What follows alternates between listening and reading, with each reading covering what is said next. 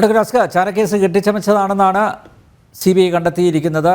അതായത് ഗൂഢാലോചന, അതിലുള്ള അന്വേഷണം പൂർത്തിയായിരിക്കുന്നു. അതുപോലെ കുറ്റപത്രം സമർപ്പിച്ചിരിക്കുന്നു. ഇപ്പോൾ ചാരക്കേസ് രജിസ്റ്റർ ചെയ്തിട്ട് 30 വർഷമാകുന്നു അല്ലേ? സത്യം പുറത്തു വന്നിരിക്കുന്നു, അങ്ങനെ തന്നെ കരുതാം. പലപ്പോഴും നാം കാണേണ്ടത് സത്യം എത്ര വൈകിയാണെങ്കിലും പുറത്തു വരിക തന്നെ ചെയ്യും. ശ്രീ നമ്പി നാരായണൻ പോലുള്ള ലോകം അറിയപ്പെടേണ്ടിയിരുന്നത് ഇങ്ങനെയായിരുന്നില്ല എന്നുള്ളതാണ് ഏറ്റവും ഖേദകരമായിട്ടുള്ള വസ്തുത.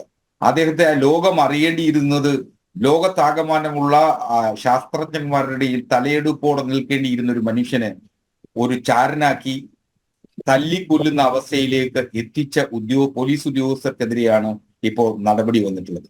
പക്ഷെ ഇതിന്റെ ഒരു രാഷ്ട്രീയ നേതൃത്വ കഥകൂടി നാം മറന്നുപോകാൻ പാടില്ല. നമുക്കറിയാം, കേരള രാഷ്ട്രീയത്തെ പിടിച്ചുലച്ച സംഭവം എന്ന നിലയിൽ ശ്രീ കെ കരുണാകരനെ രാജിവെപ്പിക്കുന്നതിലേക്ക് അടക്കം എത്തിക്കപ്പെട്ടിട്ടുള്ള ഒരു രാഷ്ട്രീയ നാടകങ്ങൾക്ക് തുടക്കം കുറിക്കുന്നത് ഈ സംഭവത്തിലൂടെയാണ്.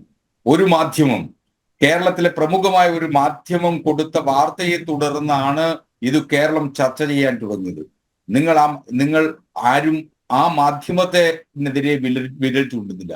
വസ്തുതയില്ലാത്ത വാർത്തകൾ നൽകുന്ന മാധ്യമങ്ങൾക്കെതിരെ കടുത്ത നിലപാടെടുക്കേണ്ട കാലം അതിക്രമിച്ചിരിക്കുന്നു എന്ന ബോധ്യം കൂടിയാണ് ശ്രീ നമ്പി നാരായണന് ലഭിച്ച ഈ അംഗീകാരം കൊണ്ട് നാം കാണേണ്ടത്. മാത്രമല്ല, അദ്ദേഹം പറഞ്ഞിട്ടുള്ള വാക്കുകൾ, ഒരു മാപ്പ് പോലും അപേക്ഷിക്കാതെ തന്നോട് തെറ്റുപറ്റിപ്പോയി എന്ന് ഈ ഉദ്യോഗസ്ഥന്മാർ പറഞ്ഞാൽ തന്നെ എനിക്ക് ഈ കേസുമായി മുന്നോട്ട് പോകേണ്ട ആവശ്യകത ഇല്ല എന്ന് പറയുന്ന തലത്തിലേക്ക് അദ്ദേഹത്തിന്റെ വിശാല മനസ്സ് ഇന്ന് കേരള പൊതുസമൂഹം കണ്ടതാണ്.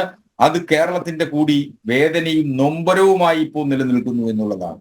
ഒരു മനുഷ്യനെയും അന്യായമായി പോലീസ് അന്യായമായി തടങ്കലിൽ വെക്കുകയോ പീഡിപ്പിക്കുകയോ ചെയ്യാൻ പാടില്ല. ഇവിടെ ശ്രീ നമ്പി നാരായണന്റെ കാര്യം പറയുമ്പോൾ അതോടൊപ്പം മറ്റു 2 വനിതകളുടെ കൂടി കാര്യം പറയാതെ പോകുന്നത് വലിയ പക്ഷപാതപരമായി കാണും. വിദേശ രാജ്യത്ത് നിന്ന് മാലിയിൽ നിന്ന് കേരളത്തിലെത്തുകയും കേരളത്തിലെത്തി ഇത്തരം ഒരു കേസിൽ പെടുകയും ജീവിതാവസാനം വരെ ദുരിതം അനുഭവിക്കേണ്ടി വന്ന മറിയം റഷീദയും ഫൗസിയ ഹസനെയും അവരുടെ പേരുകൾ കൂടി സൂചിപ്പിച്ചുകൊണ്ട് അവർക്കൊരുപക്ഷെ, അല്ലെങ്കിൽ അതിൽ അന്നുണ്ടായിരുന്ന മറ്റു 4 ശാസ്ത്രജ്ഞന്മാർ, ആ ശാസ്ത്രജ്ഞന്മാർക്ക് എല്ലാവർക്കും അവർക്കെല്ലാവർക്കും ഇതുപോലെ നിയമ നടപടികളുമായി മുന്നോട്ട് പോകാൻ ആയില്ല എന്നുള്ളത് ഒരു വസ്തുതയാണ്. പക്ഷെ ആ വസ്തുതകളിൽ നിന്ന് നാം ഒരു പാഠം ഉൾക്കൊള്ളണം. കേരള പോലീസും ഒരു പാഠം ഉൾക്കൊള്ളണം ഈ കേസിൽ നിന്ന് എന്നു തന്നെയാണ് എന്റെ നിലപാട്.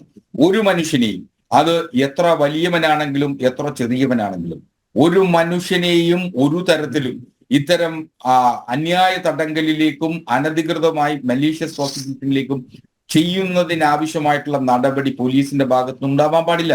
നിർഭാഗ്യവശാൽ അത് ഉണ്ടായിരിക്കുന്നു. അത് ഉണ്ടായതുകൊണ്ട് അതിനെതിരെയുള്ള നിയമ നടപടി ഇപ്പോൾ BNS വന്നതിന് ശേഷം സ്വാഭാവികമായി മലീഷ്യസ് പ്രോസിക്യൂഷൻ എടുത്തു കഴിഞ്ഞാൽ കടുത്ത നിയമ നടപടികൾ എടുക്കുന്നതിന് ആവശ്യമായിട്ടുള്ള വകുപ്പുകൾ അതിൽ ചേർത്തിട്ടുണ്ട്. നേരത്തെ അത് ഇന്ത്യൻ പീനൽ കോഡിൽ ഉണ്ടായിരുന്നില്ല. അത്തരം ഒരു മാറ്റം BNSനെ സംബന്ധിച്ച് ഉണ്ട് എന്നുള്ളതാണ് വസ്തുത. അപ്പൊ സ്വാഭാവികമായും ഇന്ത്യയുടെ നിയമങ്ങൾ മാറുന്നതനുസരിച്ച്, ഇന്ത്യയുടെ മനുഷ്യന്റെ മനുഷ്യാവകാശങ്ങൾ മാറുന്നതനുസരിച്ച് പ്രവർത്തിക്കുന്നതിനാവശ്യമായിട്ടുള്ള മാനസികമായിട്ടുള്ള പരിണാമമാണ് കേരള പോലീസിന് ഈ ഘട്ടത്തിൽ വേണ്ടത്.